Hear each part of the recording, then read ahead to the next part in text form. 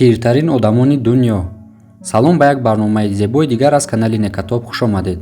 оё то имрӯз фикр кардаед ки мо одамон то чӣ андоза хушбахтем? аз рӯи гуфтаи олимон дар асри 21 умри миёни одамон ба 79 сол баробар аст, аммо фаромӯш набояд кард ки 30 то 40 сол пеш умри миёнаи одамон ба 61 сол мерасид.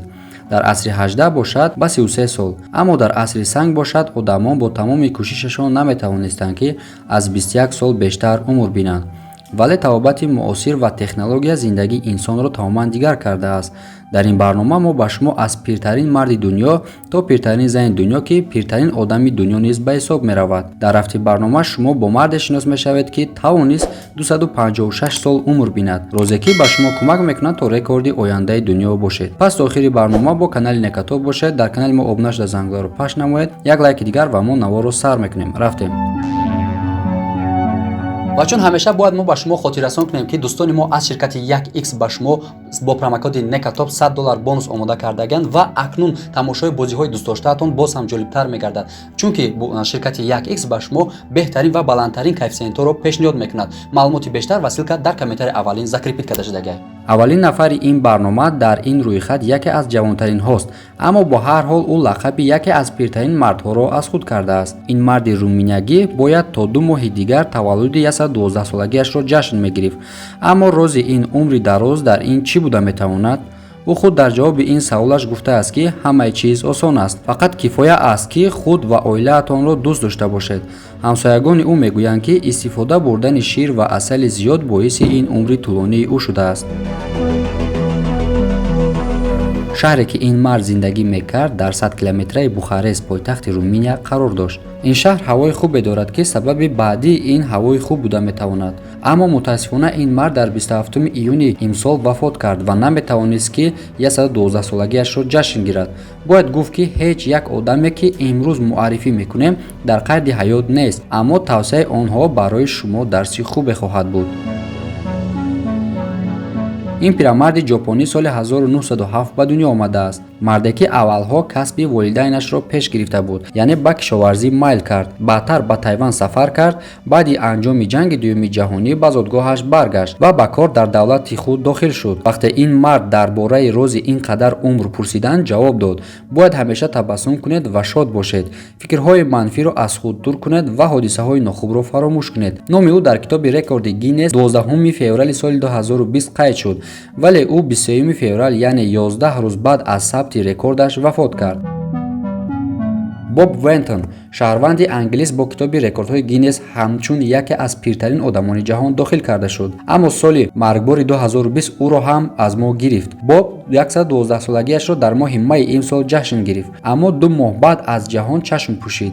ӯ дар ҷавониаш муҳандиси хонда ба Тайван сафар кард. баъдтар бо ҳамсараш ба ҷопон низ сафар кардааст. баъд аз анҷоми ҷанги дуюми ҷаҳонӣ боз ба зодгоҳаш баргашт. аз он замон то баъд то охири умраш омӯзгорӣ мекард. ӯ ба саволе ки чӣ гуна ин қадар умр дидааст, бо ханда ҷавоб дод ки ман ҳамеша аз марг гурехтаам, аммо дар байни 100 инсони пиртарини ҷаҳон фақат номи 6 мард дида мешавад, дигарон зан мебошанд.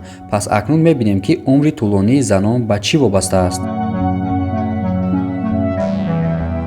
ин зан Гестер ном дошта, соли 1904 дар Иёлоти Муттаҳидаи Амрико ба дунё омадааст ва дар айни замон ӯ пиртарин зани Амрико дониста мешавад. ин пиразан дар августи имсол 115 сола шуда ва то имрӯз зинда аст. ӯ дар тӯли зиндагиаш 12 фарзанд ба дунё овардааст ки аз фарзандони ӯ то имрӯз 300 нафар ба дунё омадаанд.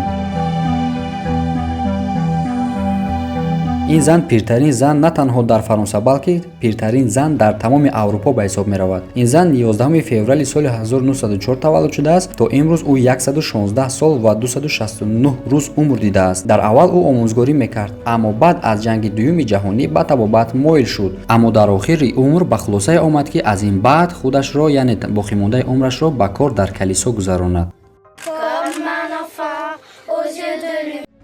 тортеро тасаввур кунед ки он 116 шам бошад. ин марди япониягӣ тавонист ки чунин тортро бифармояд. марде ки чанд сол аст пиртарин инсони дунё дониста мешавад. ин мард 45 сол дар идораи иртибот почта кор мекард. баъди ба нафақа баромаданаш ӯ ба кишзор моил шуд. ӯ то 90 солагиаш ин корро давом дод. худи ӯ гуфтааст ки инсон бояд фаъолияти мунтазами физикӣ дошта бошад. хӯрокхӯриашро низ бояд ба низому меъёри муайян дарорад. ӯ соли 2013 вафот кард ки 7 фарзанд ва чандин набера аз ӯ монд. шумо пиртарин инсони зиндаи дунёро мебинед. ин зани япониягӣ 2 январи соли 1921 яъне камтар аз як моҳ баъд 118 сола мешавад. саргузашти ӯ мардумро дар ҳайрат монд.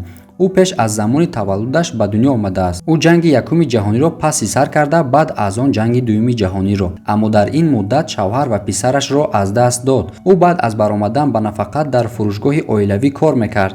дар синни 103 солагиаш аз саратон шифо ёфт. аз назари ӯ ин 4 маврид барои умри дароз лозим аст. якум оила, дуюм умед, сеюм хоби хуб, чорум хӯроки муносиб. ин мавридҳо метавонанд калиди асосие барои расидан ба умре мисли 110-солагӣ бошад. мо мехостем ки наворе аз зиндагии ин мард сабт мешуд ва мо имрӯз онро тамошо мекардем. аммо дар замоне ки ин мард зиндагӣ мекард, камераҳои муосир аслан ёфт намешуданд. вале шумо бояд донед ки 256 сол зиндагӣ карда тавонист. мумкин аст шумо бовар накунед, вале ӯ соли 1967 таваллуд шудааст. ин мард бештари умрашро дар кӯҳҳо бо кимиёгарӣ гузаронидааст. ӯ дар тӯли умраш 14 бор ё ба баъзе гуфтаҳо 24 бор оиладор шудааст, соҳиби 118 фарзанд шуд. ин мард соли 1933 баъд аз 2.5 аср зиндагӣ кардан вафот кард. ин ки ӯ чӣ гуна тавонист 256 сол зиндагӣ кунад, хеле аҷиб ва муаммо боқӣ мемонад.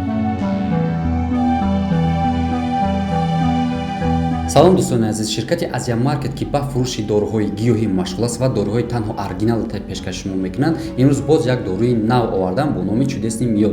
чудесни миёд ин пастаи аз асал тайёр карда шудааст ва ин барои бақувват кардан ва беҳтар кардани кори узвҳои мардонагӣ бениҳоят муфид аст ва инчунин ин хастагариро бартараф мекунад, яъне одам хача бодри ҳис мекунад ва энергияи тоза мебахшад барои марда. гузашта аз ин паста яъне чудесни миёд ба иммунитети одам бениҳоят фоидаи мусбат дорад. иммунитета яъне бақувват мекунад ки айни замон бениҳоят иммунитет ба мо лозим аст дар шароити COVID-19.